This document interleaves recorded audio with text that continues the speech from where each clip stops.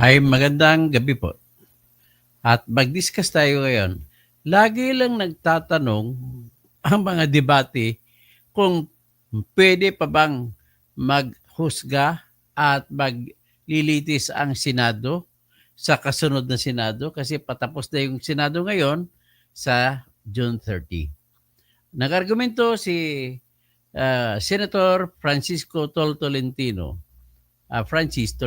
na hindi na pwede. Maraming kanyang grupo na hindi pwede. Kasama diyan si bagong senador na Soto. Marami sila ang hindi pwede. Kasama siyempre mga buong Duterte team, 'di ba?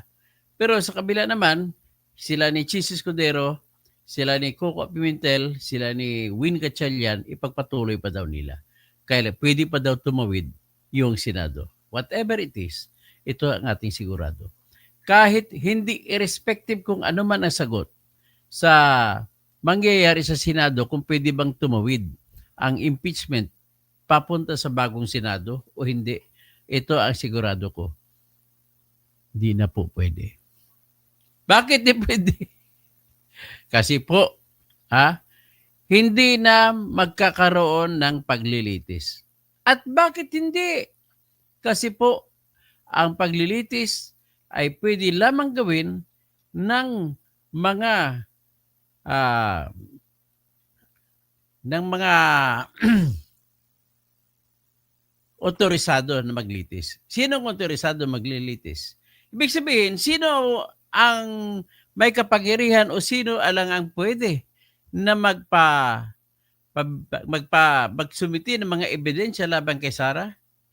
Ang pwede lamang taga House of Representatives. Pero ngayon, paano ngayon yan? Pwede pa ba? Alam naman natin na bago ng mga congressman siya ngayon, pwede pa ba? Ang Senado, sabi natin continuing agency. Yung Congress ngayon, 19th Congress Senate, tapos 20th Senate Congress, 21st Senate Congress, pwede tuloy-tuloy. Pero ang House of Representatives po ay kada patapos ng June 30 patay. Uupo na naman ang bagong grupo ng congressmen na magiging 20th Congress na sila. At bakit hindi kagaya sa Senado? Sa Senado, tuloy-tuloy. Kasi po, sa Senado, 12 lamang senador ang pinapalitan at hindi lahat.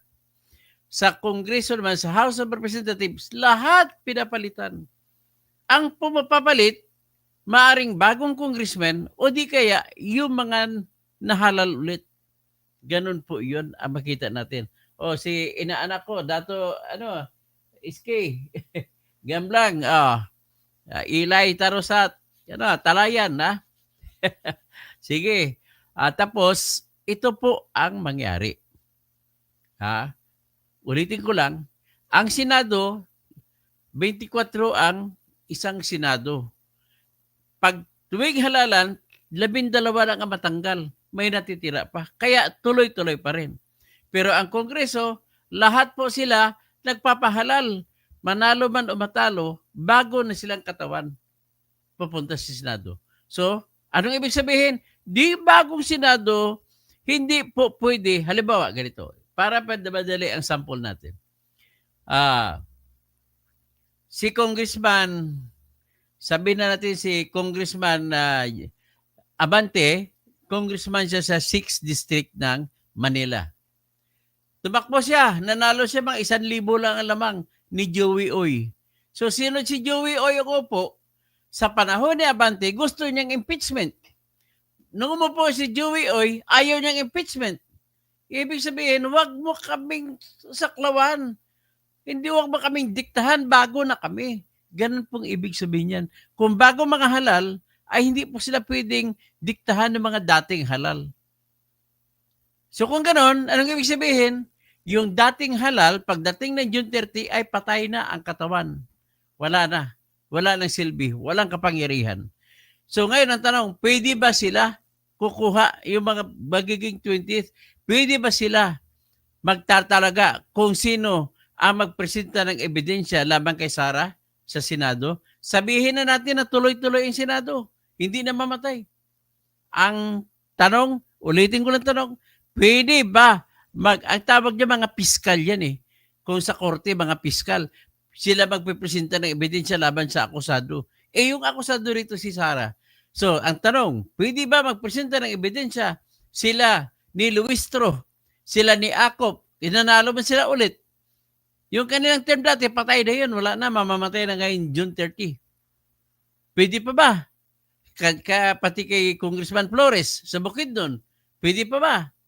Ang sagot, hindi na po pwede.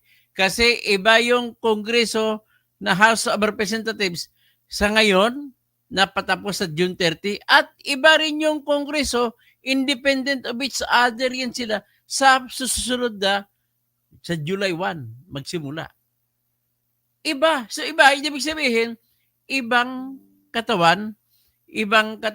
Parang sabihin natin si Oscar. Si Oscar, nagbenta siya ng lupa. Ang pagbebenta niya ay hindi direkta. Ginamit niya si Juan. Juan, ibenta mo nga lupa ko. O ngayon, namatay si Oscar. Tanong, pwede pa bang ibenta ni Juan kasi may SPA naman siya? Sagot, hindi. Patay na yung nagbigay ng SPA. So, ibig sabihin, hindi rin pwede makapagsabi na yung mga congressman sa ngayon, as kabuuang katawan, hindi po pwedeng sabihin na makapagbigay sila SPA sa kasunod na congressman na sila magpresenta ng ebidensya laban kay Sara. Kita niya, problema?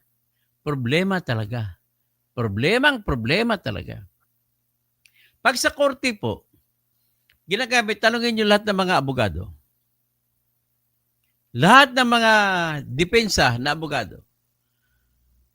Kapag ang isang tao ay kinasuhan, halimbawa, mag-usap tayo ombudsman at saka piskal.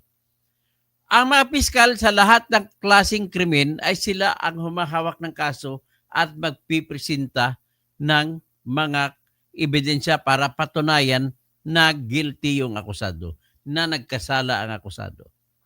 Ngayon, ang kaso ay graft and corruption. Nasa kapangyarihan lamang yan, sulong kapangyarihan lamang yan ng ombudsman, at ang ombudsman lamang ang pwede magpresenta ng ebidensya. Kagaya rin sa electoral tribunal, electoral offense. Ang COMELEC lamang ang may kapangyarihan magpresenta ng ebidensya. So ano ibig sabihin yan? Hindi pwede, kung sa graft and corruption, hindi pwede ang piskal magpresenta ng ebidensya. Out yan. Magiging null and void yan. Tapos, ang ombudsman naman, hindi siya pwedeng pakialaman ng piskal. Ang piskal naman, hindi siya pwedeng pakialaman ng ombudsman kung ang kaso ay mga crime na not involving public officers, na hindi mga empleyado ng gobyerno ang involved. Ganon din sa COMELEC, kung ang kaso ay patungkol sa election offenses, hindi pwede makialam ang piskal at saka yung ombudsman. So ngayon dito, ang piskalya ng 19th Congress ay hindi pwede makialam sa piskalya ng 20th Congress. Baliktarin mo, yung 20th Congress ba, pwede sila makialam sa kaso na sinampa ng 19th Congress? Sagot, hindi na pwede. Hindi pwede. Patay ng nung namatay ng kanilang 19th Congress sa June 30 ay along with that, namatay rin ang lahat ng kapangyarihan ng lahat ng kasapi ng mga 19th Congress. Anong ibig sabihin? Di hindi na tayo kailangan mag-usap pa kung may kapangyarihan ba ang kasunod na Kongreso ng Senate o wala. Kumbaga, pwede bang makatawid? O sabihin na natin makatawid kung sa Senado na mga judges ang pag-usapan. Pero paano mangyari sa isang kaso na may judge pero walang piskal? Hindi tatakbo ang kaso kung walang piskal. Ang mga congressmen sa ngayon, sila ni Luistro, sila ni Acop, sila ni si Congressman Flores, sila ni si Jeffrey Kunghuan, abogado ba yan siya? Hindi ko alam. Pero yung iba pa, natalo kasing iba eh. Si Joel Choa, pwede pa ba sila mag-prosecute? Hindi na po pwede. Kasi ang kanilang kapangyarihan ay nanggaling lamang sa kasalukuyang Kongreso ng House of Representatives. At kung tatawid na sila ni Joel Choa, ni Luistro, ni Acop sa kasunod na Kongreso ay hindi na sila pwede makialam. Kasi ibang kapangyarihan to, patay na. So, yan lamang po ay tapos ng usapan. Ibig sabihin, suma total, ganon din ang resulta. Dismiss! Tapos ang kaso. So, ano pang yung pag-usapan natin? Huwag na kayo magdebate sa Senado dyan. Total, pagtapos ng June 30, wala na po yung Kongreso na umakusa. Hindi pwede bigyan ng authority ng kasunod na Kongreso kasi hindi naman sila nag-umpisa. Ang impeachment na ito ay sinampa lamang ng kasalukuyang Kongreso. So, ngayon, kung ganon, iyan po ang aking magiging argumento pag-usapan natin sa sunod kung bakit hindi rin pwede tumawid ang Senado. Okay? O sige, hindiyan lang muna at magbabas, ano lang, shoutout ako.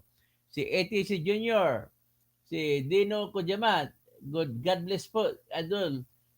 Kapo namin, Doc Attorney Toto Kausing, Rodi Rabi, very good news, impeachment against Sara is failed.